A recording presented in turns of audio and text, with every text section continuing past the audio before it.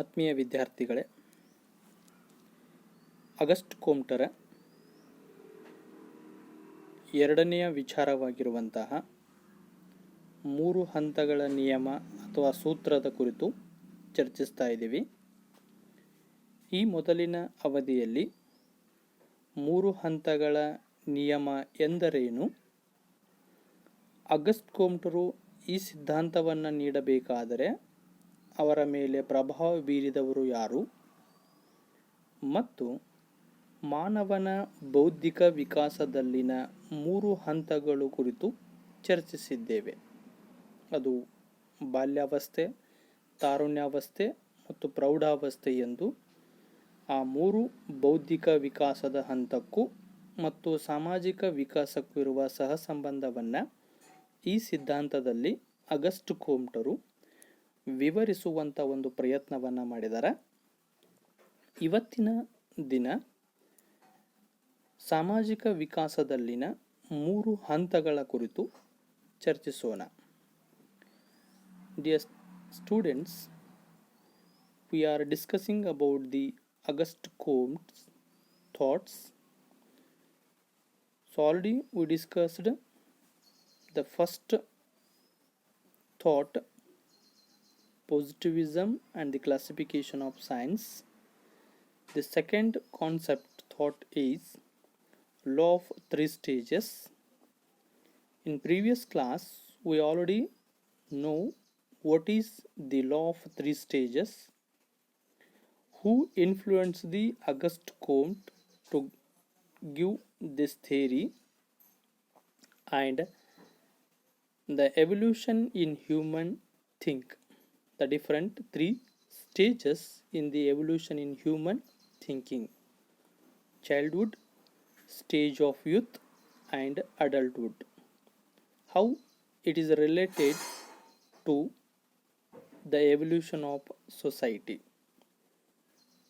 Today we will discuss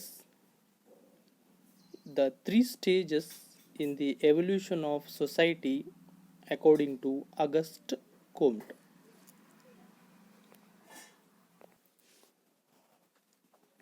ಸಾಮಾಜಿಕ ವಿಕಾಸದಲ್ಲಿನ 3 ಹಂತಗಳಲ್ಲಿ ಮೊದಲನೆಯ ಹಂತವೇ ದೇವಶಾಸ್ತ್ರೀಯ ಅಥವಾ ಕಾಲ್ಪನಿಕ ಹಂತ. ಮಾನವನ ಸಮಾಜ ವಿಕಾಸದಲ್ಲಿ ಬರುವ ಮೊದಲನೆಯ ಹಂತವೇ ಅದು ದೇವಶಾಸ್ತ್ರೀಯ ಅಥವಾ ಕಾಲ್ಪನಿಕ ಹಂತ. ಈ ಹಂತದಲ್ಲಿ ಸಾಮಾನ್ಯವಾದ ಮತ್ತು ವಿಶಿಷ್ಟವಾದ ಎಲ್ಲ ಸೈದ್ಧಾಂತಿಕ ಪರಿಕಲ್ಪನೆಗಳು, ವಿಚಾರಗಳು ಮಾನವತಾತೀತ ವಿಚಾರಗಳಿಂದ ಪ್ರಭಾವಿತವಾಗಿರುತ್ತವೆ. ಆದ್ದರಿಂದಲೇ ಇದನ್ನು ದೇವಶಾಸ್ತ್ರೀಯ ಅಥವಾ ದೈವಿಕ ಅಥವಾ ಕಾಲ್ಪನಿಕ ಹಂತವೆಂದು ಕರೆಯುವರು. ಹಾಗಂದರೆ ಏನೆಲ್ಲ ಪರಿಕಲ್ಪನೆಗಳು, ವಿಚಾರಗಳು ಮಾನವ ಸಮಾಜದಲ್ಲಿ ಆರಂಭಿಕ ಹಂತದಲ್ಲಿ ಬೆಳೆದು ಬಂದವೋ ಆ ಎಲ್ಲ ವಿಚಾರಗಳು ಅಥವಾ ಪರಿಕಲ್ಪನೆಗಳು ಮಾನವನ ವಿಚಾರಗಳನ್ನು ಮೀರಿದ್ದು, ಅವೆಲ್ಲವೂ ದೈವಿ ಕೃಪೆ ಅಥವಾ ಅತಿಯಾದ ನಂಬಿಕೆಯಿಂದ ಬೆಳೆದು ಬಂದಿರುವಂಥ ವಿಚಾರಗಳು. ವಿಶೇಷವಾಗಿ ಆಗಸ್ಟ್ ಕೋಮ್ಟನ ಪ್ರಕಾರ ದೇವಶಾಸ್ತ್ರೀಯ ಅಥವಾ ಕಾಲ್ಪನಿಕ ಹಂತವು ಯಾವ ಒಂದು ವಿಶಿಷ್ಟ ಗುಣಗಳಿಂದ ಗೋಚರಿಸುತ್ತದೆ ಅಥವಾ ಗುಣಲಕ್ಷಣಗಳನ್ನು ಹೊಂದಿರುತ್ತದೆ ಎಂದರೆ, 1, ಪುರೋಹಿತ ಮತ್ತು ಸೈನಿಕ ವರ್ಗದ ಪ್ರಭಾವ ಹೆಚ್ಚಾಗಿರುತ್ತದೆ. ದೇವಶಾಸ್ತ್ರೀಯ ಹಂತದಲ್ಲಿ ಮಾನವ ಸಮಾಜದಲ್ಲಿ ಒಂದು ಪುರೋಹಿತಶಾಹಿ ವರ್ಗ ಮತ್ತು ಸೈನಿಕ ವರ್ಗಗಳು ಪ್ರಬಲವಾಗಿದ್ದು, ಇಡೀ ಸಮಾಜವನ್ನು ನಿಯಂತ್ರಿಸುವ ನಿರ್ದೇಶಿಸುವಂಥ ಕೆಲಸವನ್ನು ಇವೆರಡು ಮಾಡುತ್ತಿರುತ್ತವೆ. ಎರಡನೆಯದಾಗಿ ಆದಿವಾಸಿ ಸಮುದಾಯ ಅಥವಾ ಜನಾಂಗಗಳ ವಿಚಾರಗಳು ದೇವಶಾಸ್ತ್ರೀಯ ಸ್ವರೂಪದ್ದಾಗಿರುತ್ತವೆ. ನಾವು ಆದಿವಾಸಿ ಸಮುದಾಯಗಳಲ್ಲಿ ಕೆಲವೊಂದು ಪ್ರಾಚೀನ ಜನಾಂಗಗಳಲ್ಲಿರುವಂಥ ವಿಚಾರಗಳೇನಿದಾವ ಅವೆಲ್ಲವನ್ನು ನಾವು ದೇವಶಾಸ್ತ್ರೀಯ ಸಮಾಜದ ವಿಶಿಷ್ಟ ಗುಣಗಳಂತೆ ಪರಿಗಣಿಸುತ್ತೇವೆ. ಯಾಕೆಂದರೆ ಇವತ್ತಿಗೂ ಆದಿವಾಸಿ ಸಮುದಾಯಗಳು ಹೆಚ್ಚು ದೈವಿಕ ಕಲ್ಪನೆಗಳ ಮೇಲೆ, ಕಲ್ಪನಾತೀತ ಶಕ್ತಿಯ ಮೇಲೆ ಅತಿಯಾಗಿ ನಂಬಿಕೆ ಇಡುವಂಥದ್ದನ್ನು ಕಾಣ್ತೀವಿ. ಹಾಗೆ ದೇವಶಾಸ್ತ್ರೀಯ ಹಂತವೆಂದರೆ ಇವತ್ತು ನಾವು ಆದಿವಾಸಿ ಸಮುದಾಯ ಜನಾಂಗಗಳಲ್ಲಿ ಏನು ವಿಚಾರಗಳನ್ನು ಕಾಣ್ತಾ ಇದ್ದೇವೆ ಅವೆಲ್ಲವೂ ಕೂಡ ದೈವಶಾಸ್ತ್ರೀಯ ಹಂತದ ವಿಶಿಷ್ಟ ಗುಣಗಳೇ. ಈ ಹಂತದಲ್ಲಿನ ಜನರಲ್ಲಿ ವ್ಯವಸ್ಥಿತವಾದ, ತಾರ್ಕಿಕವಾದ, ವೈಚಾರಿಕ ಚಿಂತನೆಯ ಕೊರತೆ ಇರುತ್ತದೆ. ನಾವು ಆದಿವಾಸಿಗಳನ್ನು ನೋಡಿದರೆ ಅವರ ಪ್ರತಿಯೊಂದು ವಿಚಾರವು ಧರ್ಮ, ದೇವರು ಮತ್ತು ಧಾರ್ಮಿಕ ವಿಚಾರಗಳಿಂದಲೇ ಹೆಚ್ಚು ಪ್ರಭಾವಿತವಾಗಿರುತ್ತವೆ. ಆಮೇಲೆ ನಾವು ಆದಿವಾಸಿಗಳ ವಿಚಾರವನ್ನು ನೋಡಿದಾಗ ಅವರ ಬೌದ್ಧಿಕ ಮಟ್ಟವು ಚಿಕ್ಕ ಮಕ್ಕಳ ಬೌದ್ಧಿಕ ಮಟ್ಟಕ್ಕೆ ಸರಿಸಮಾನವಾಗಿರುತ್ತದೆ. ಅವರಲ್ಲಿರುವಂಥ ಕೆಲವೊಂದು ವಿಚಾರ ಆಚರಣೆಗಳನ್ನು ನಾವು ಗಮನಿಸಿದಾಗ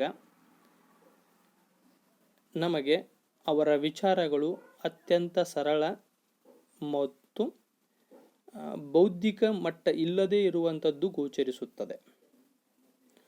ಹಾಗೆ ಮೂರನೆಯದು, ಮಾನವಾತೀತ ದೈವಿ ಶಕ್ತಿಯು ಜಗತ್ತಿನ ಸಮಸ್ತ ಚಟುವಟಿಕೆಗಳನ್ನು ನಿಯಂತ್ರಿಸುತ್ತದೆ ಎಂಬ ನಂಬಿಕೆ. ದೇವಶಾಸ್ತ್ರೀಯ ಹಂತದಲ್ಲಿರುವಂಥವರ ಇನ್ನೊಂದು ವಿಶಿಷ್ಟ ಗುಣಲಕ್ಷಣವೆಂದರೆ ಅವರು ಮಾನವಾತೀತ ಒಂದು ದೈವಿ ಶಕ್ತಿಯು ಎಲ್ಲ ಚಟುವಟಿಕೆಗಳನ್ನು ಅದೇ ನಿಯಂತ್ರಿಸುತ್ತದೆ ಎನ್ನುವಂಥ ಅತಿಯಾದ ನಂಬಿಕೆಯನ್ನು ಹೊಂದಿರುವಂಥದ್ದು. ಅಂದರೆ ಭೂಮಿಯಲ್ಲಿಲ್ಲದ ದೈವಿ ಶಕ್ತಿಯಲ್ಲಿನ ನಂಬಿಕೆ. ಈ ಹಂತದಲ್ಲಿನ ಜನರು ಅತಿಯಾಗಿ ಮಾಟ ಮಂತ್ರಗಳನ್ನು ನಂಬುತ್ತಾರೆ. ಪ್ರತಿಯೊಂದನ್ನು ಕಲ್ಪಿಸುವ ಕಲ್ಪನಾ ಜೀವಿಗಳಾಗಿರುತ್ತಾರೆ.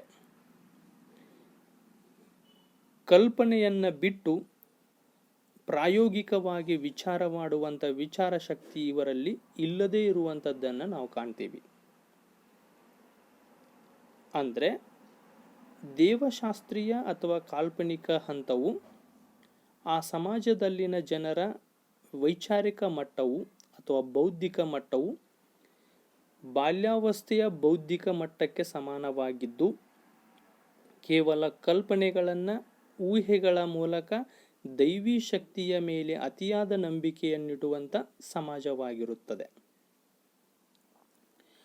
Dear students, the 3 stages in the evolution of society, according to Auguste Comte, the first stage is theological or fictitious stage, called theological stage.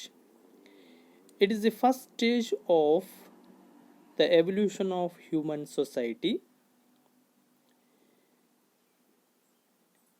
Especially in this stage, all the theological concept thoughts, they are influenced by above the human thoughts. They are common and specific. So it is called as a theological stage. If the thoughts are related to human activities, it is called the present situation. But in the beginning of the social evolution, the thoughts or the concepts or human being, they are all are depending on the over belief on God. The thoughts are emerged on the basis of hypothesis or imagination. The major characteristics of the theological society or stage are: in this stage, priests and army or military class is more dominant. All the activities and every step of human life, it is controlled by or influenced by only the two classes. One is the priest's class and another one is the army. They are the dominant in this society. Second one, the theological stage, people's thoughts, they are just like a tribal community, or they are just like what the races have some thoughts. Every tribal community, it always influenced by the thoughts of religion, God, and religious aspects. Especially in tribal community people or some races, there is a lack of rational thinking, systematic thinking, or critical thinking. They think just like a children. They have intellectual or thinking capacity just like a children. It means what we have the characteristics of tribal community nowadays, it is the theological stage.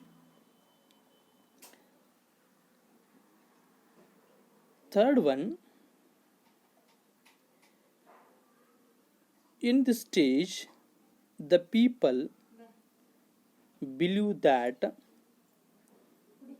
all the activities of the world, they are controlled by God, or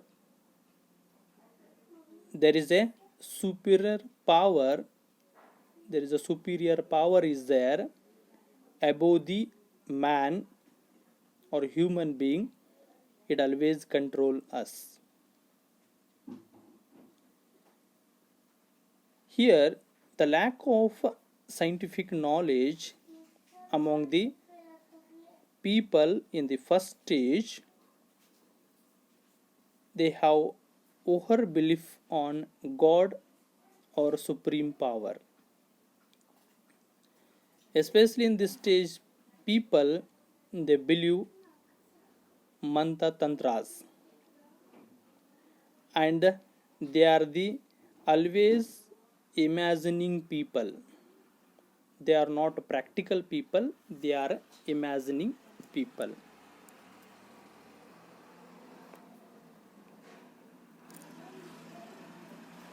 ದೇವಶಾಸ್ತ್ರೀಯ ಹಂತದಲ್ಲಿ ನಾವು ಮತ್ತೆ 3 ಉಪ ಹಂತಗಳನ್ನಾಗಿ ಮಾಡ್ಕೊಳ್ತೀವಿ. ಸಮಾಜ ವಿಕಾಸದ ಮೊದಲನೆಯ ಹಂತದಲ್ಲಿ ಆ ಸಮಾಜವು 3 ಹಂತಗಳಾಗಿ ವಿಕಸನ ಹೊಂದಿದ್ದನ್ನು ಅಗಸ್ಟ್ ಕೋಮ್ಟರು ಪ್ರಸ್ತಾಪಿಸುತ್ತಾರೆ. ಮೊದಲನೆಯದ್ದು ವಸ್ತು ಪೂಜೆ ಅಥವಾ ಸರ್ವಚೇತನವಾದ ಹಂತ. ದೇವಶಾಸ್ತ್ರೀಯ ಹಂತದಲ್ಲಿನೇ ಇಡೀ ಒಟ್ಟು ದೇವಶಾಸ್ತ್ರೀಯ ಹಂತದಲ್ಲಿ ಬರುವಂಥ ಮೊದಲನೆಯ ಭಾಗವ ಒಂದು ಉಪ ಹಂತವೆಂದರೆ ಅದು ಸರ್ವಚೇತನವಾದ ಅಥವಾ ವಸ್ತು ಪೂಜಾ ಹಂತ ಅಂತ.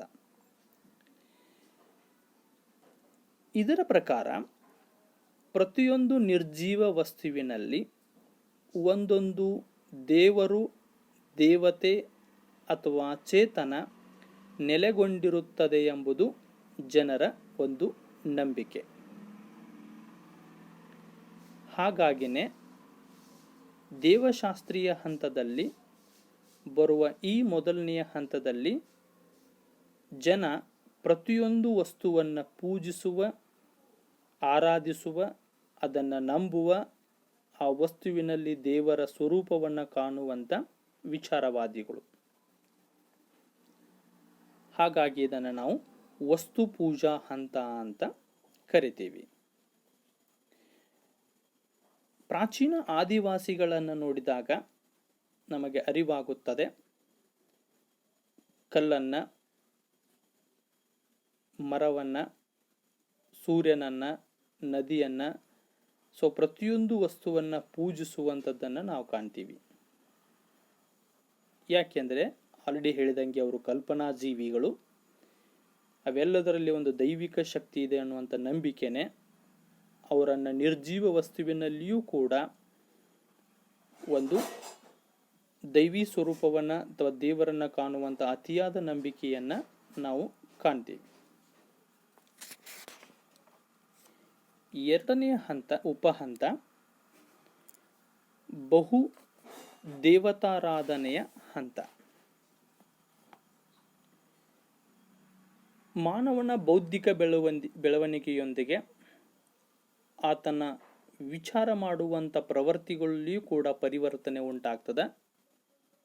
ನಂತರ ಹಂತಕ್ಕೆ ಬಂದಾಗ ವಸ್ತು ಪೂಜೆಯನ್ನು ಮಾಡುವಂಥ ಮೊದಲಿನ ಉಪಹಂತದಲ್ಲಿ ಆರಂಭಿಕ ಮಾನವ ಜೀವಿಯಲ್ಲಿ ಒಂದು ರೀತಿ ಗೊಂದಲವನ್ನುಂಟು ಮಾಡ್ತದೆ. ಹೀಗೆ ಆರಾಧಿಸುವಂಥ ನಿರ್ಜೀವ ಪ್ರತಿಯೊಂದು ವಸ್ತುವನ್ನು ವರ್ಗೀಕರಿಸುವಂಥದ್ದನ್ನು ಮಾಡ್ತಾನೆ. ದೇವತೆಗಳು ಮತ್ತು ನೈಸರ್ಗಿಕ ಶಕ್ತಿಗಳು ಅಂತ ವರ್ಗೀಕರಿಸ್ತಾರೆ. ಅವರು ಆರಾಧಿಸುವಂಥ ಪ್ರತಿಯೊಂದು ಸಂಗತಿಗಳನ್ನು ಎರಡು ರೀತಿಯಾಗಿ ವರ್ಗೀಕರಿಸ್ತಾರೆ. ದೇವತೆಗಳು ಮತ್ತು ನೈಸರ್ಗಿಕ ಶಕ್ತಿಗಳು ಅಂತ ವರ್ಗೀಕರಣ ಮಾಡ್ತಾರೆ. ಹಾಗೆ ವರ್ಗೀಕರಿಸಿರುವಂಥ ಈ ದೇವತೆಗಳು ಮತ್ತು ನೈಸರ್ಗಿಕ ಶಕ್ತಿಗಳನ್ನೆಲ್ಲ ಒಂದು ಏಣಿ ಶ್ರೇಣೀಕೃತ ವ್ಯವಸ್ಥೆಯಲ್ಲಿ ನಿರ್ಮಿಸ್ತಾರೆ ಅಥವಾ ಏಣಿ ಶ್ರೇಣೀಕೃತ ವ್ಯವಸ್ಥೆಯನ್ನು ಮಾಡ್ತಾರೆ. ಈ ದೇವರು ಹೆಚ್ಚು, ಇದು ಕಡಿಮೆ, ಇದು ಹಾಗೆ ಹೀಗೆ ಅಂತ ಒಂದು ಏಣಿ ಶ್ರೇಣೀಕರಣ ವ್ಯವಸ್ಥೆಯಲ್ಲಿ ವ್ಯವಸ್ಥೆಗೊಳಿಸುವಂಥದ್ದು ಬೆಳೆದು ಬರ್ತದೆ. ಹಾಗೆ ಈ ಥರ ಸೃಷ್ಟಿಸಲ್ಪಟ್ಟಿರುವಂಥ ದೇವತೆಗಳನ್ನು, ದೇವರುಗಳನ್ನು ಒಲಿಸಿಕೊಳ್ಳುವಂಥ ಒಂದು ಪುರೋಹಿತಶಾಹಿ ವರ್ಗ ಅಸ್ತಿತ್ವಕ್ಕೆ ಬರ್ತದೆ.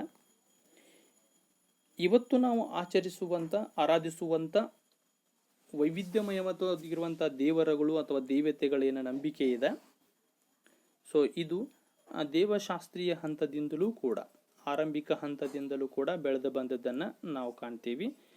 ಈ ಥರ ಒಂದಕ್ಕಿಂತ ಹೆಚ್ಚು ದೇವರುಗಳನ್ನು ಆರಾಧಿಸುವಂಥ ಒಂದು ಪ್ರವೃತ್ತಿಯನ್ನು ಬಹುದೇವತಾರಾಧನೆ ಅಂತ ಕರಿತೀವಿ. ಈ ಥರ ಒಂದು ಬಹುದೇವತಾರಾಧನೆಯ ಬೆಳೆದು ಬಂದಿದ್ದೇ ದೇವಶಾಸ್ತ್ರೀಯ ಕಾಲ್ಪನಿಕ ಹಂತದಲ್ಲೇನೆ. ಹಾಗೆ ಈ ಒಂದು ದೈವಿಕ ಶಕ್ತಿಯ ಬಗ್ಗೆ, ದೇವರುಗಳ ಬಗ್ಗೆ ಅತಿಯಾದ ನಂಬಿಕೆಯನ್ನು ಬೆಳೆಸುವಂಥ ಒಂದು ಪುರೋಹಿತಶಾಹಿ ವರ್ಗ ಅಸ್ತಿತ್ವಕ್ಕೆ ಬಂದು ಆ ದೇವರನ್ನು ಒಲಿಸಿಕೊಳ್ಳುವ, ಆರಾಧಿಸುವ ಕೆಲವೊಂದು ನಿಯಮಗಳನ್ನು, ವ್ಯವಸ್ಥೆಯನ್ನು ಅವರು ಪರಿಚಯಿಸ್ತಾರೆ. ಹಾಗೆ ಮೂರನೆಯದ್ದು ಏಕದೇವತಾರಾಧನೆಯ ಹಂತ.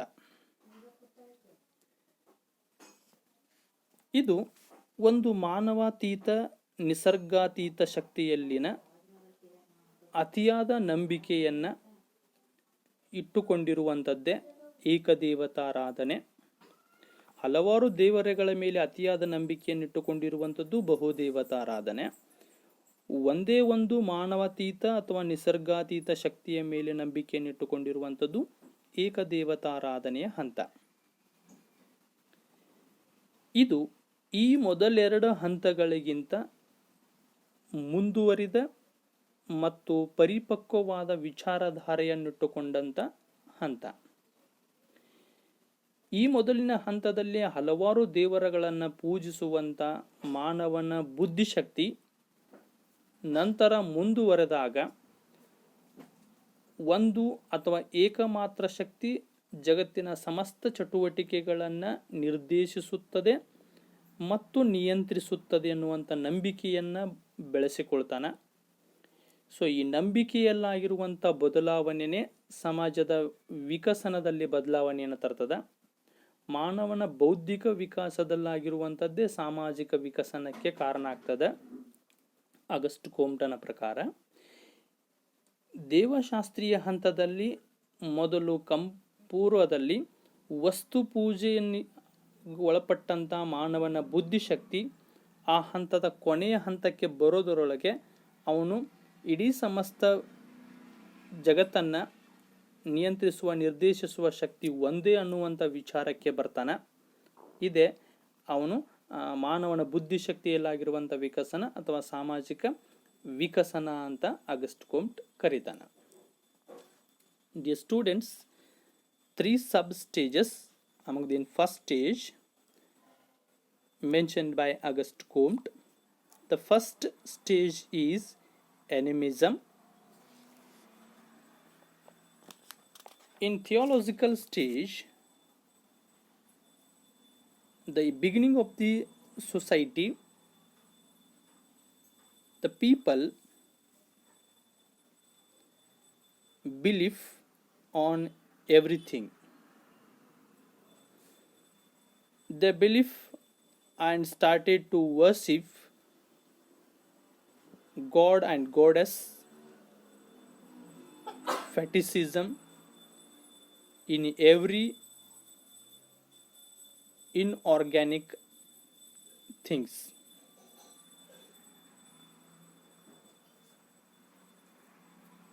It is the overbelief what the people had in the first stage. It indicates that they are in beginning they are the imagining people. Later on, when their thinking capacity increased or intellectuality increased, they come to the second sub stage, that is polytheism. In this stage, some changes takes place in the thoughts of a human being. What they have animism, it is totally confused, and they classified the gods and natural powers. They classified into two categories.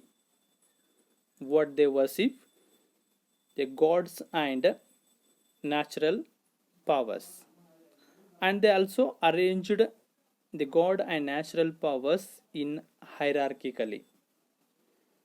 So these gods are superior and these are inferior. So it is the hierarchical arrangement was created by those who are living in a theological stage. And this stage, the priest class also introduced to worship the god and goddess. It always motivate to worship different god and goddess. So it is the stage of polytheism. When human thoughts or intelligence increased, they come to the next stage, that is monotheism. When people started to believe in one natural power or God or human power, that is called monotheism. It is totally improvement and matured thought compared to the above two stages. In this stage, the person come to the conclusion and had belief that all the activities of the world are controlled by a single power, that is called monotheism.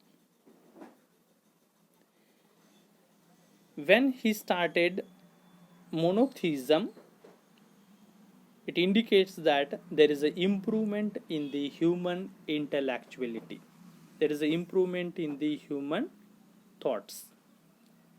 This is the first theological stage presented by Auguste Comte.